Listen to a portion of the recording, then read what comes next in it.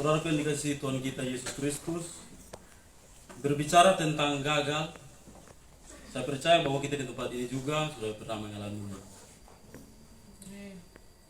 Kegagalan merupakan sebuah ketidakberhasilan atau tidak tercapainya suatu tujuan atau suatu maksud dalam kehidupan seseorang. Kita semua pasti pernah mengalami yang namanya kegagalan dalam kehidupan kita.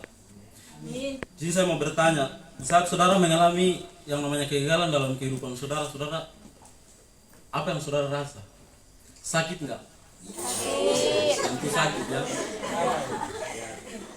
Saudaraku yang saya kasih dalam Tuhan kita Yesus Kristus, namun satu pandangan mengatakan bahwa kegagalan adalah langkah awal menuju kesuksesan atau keberhasilan.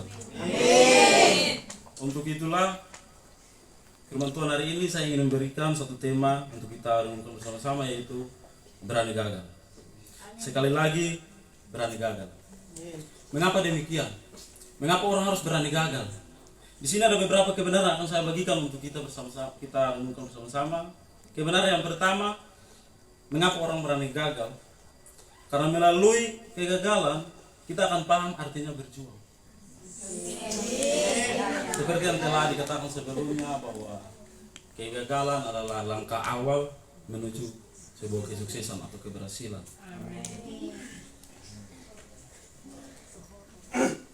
Kesuksesan yang dimaksud tidak melulu tentang hasil akhir yang kita dapat, saudara. Namun bagaimana atau seberapa kuat kita berjuang sampai akhir. Jadi saudaraku yang saya kasih dalam Tuhan kita Yesus Kristus, dalam kita memperjuangkan segala sesuatu untuk menuju kesuksesan, untuk mencapai kesuksesan, jangan kita melihat endingnya.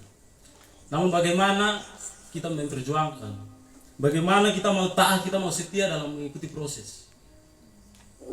Ikuti saja alurnya, saudara. Nikmati saja prosesnya, karena Tuhan tahu kapan saya dan saudara bahagia.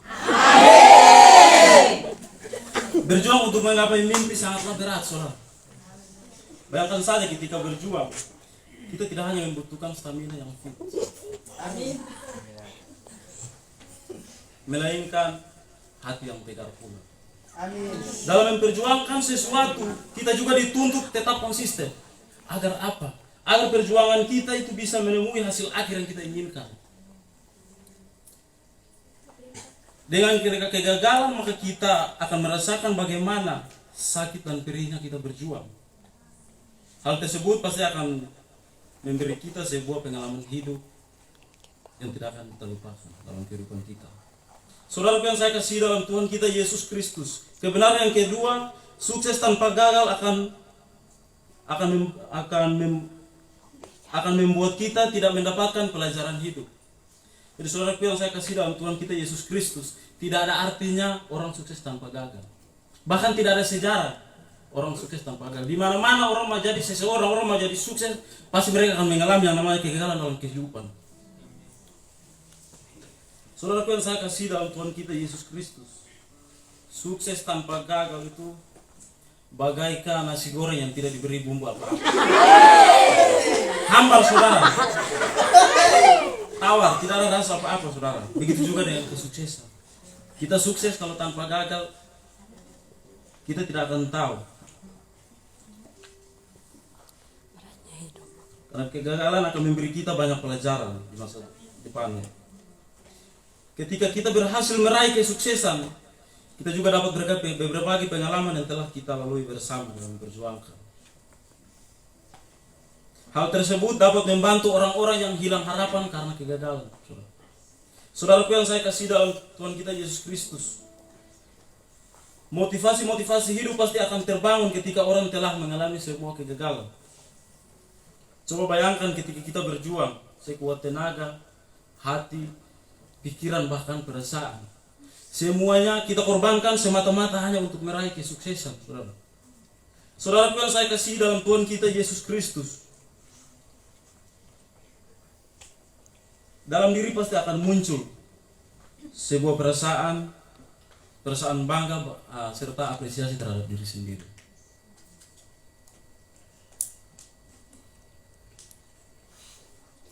Saudaraku yang saya kasih dalam Tuhan kita Yesus Kristus, kebenaran yang ketiga, melatih mental dan tidak mudah menyerah Melatih mental untuk tidak mudah menyerah dan dapat menghargai pendapat orang lain. Jadi saudaraku yang saya kasih dalam Tuhan kita Yesus Kristus, dalam kita memperjuangkan sesuatu untuk mendapat kesuksesan, kita juga butuh pendapat dari orang lain. Tidak bisa dengan ide kita sendiri kita maju untuk sesuatu. Tidak bisa dengan pikiran kita sendiri untuk kita berjuang. Tentu kita butuh pendapat dari orang-orang di sekitar kita. Dengan meraih sebuah kegagalan sebelum sukses, pasti kita akan terlatih untuk tidak mudah menyerah, saudara.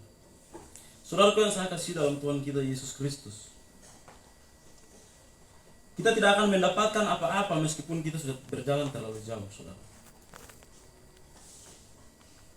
Ya, di sini sekali lagi saya tekankan bahwa kita jangan mudah menyerah, apalagi sampai berhenti di tengah jalan. Itu namanya pengecut, saudara. Manusia yang bijak itu berani menyelesaikan apa yang mereka mulai. Ketika kita berhenti di jalan, kita tidak akan paham apa yang terjadi setelah kita berjuang. Saudara yang saya kasih dalam Tuhan kita Yesus Kristus, rasa perasaan tersebut akan menyelimuti kita sepanjang hidup dan mungkin bisa juga menjadi beban dalam kehidupan kita. Belajar untuk menghargai sesuatu, saudara. Saudara yang saya kasih dalam Tuhan kita Yesus Kristus, ketika kita meraih sebuah kesuksesan, pasti kita akan menghargai setiap langkah-langkah yang kita ambil menuju kesuksesan tersebut. Kita akan tersadar bahwa memperjuangkan sesuatu itu bukan perkara yang mudah, saudara. Kita akan lebih menghargai hal-hal baru yang muncul dalam kehidupan kita, meskipun itu proses yang menyakiti perasaan kita, saudara. Untuk itulah, saudaraku yang saya kasih dalam Tuhan kita Yesus Kristus, maka jadikanlah kegagalan itu sebagai bumbu-bumbu yang memberi rasa pada kehidupan kita. Jangan jadikan beban, saudara. Saya percaya bahwa perasaan kecewa, sakit hati pasti ada. Namun satu hal yang perlu kita ingat, bahwa selalu ada pelangi setelah hujan badai. Tetap semangat, Tuhan Yesus memberkati.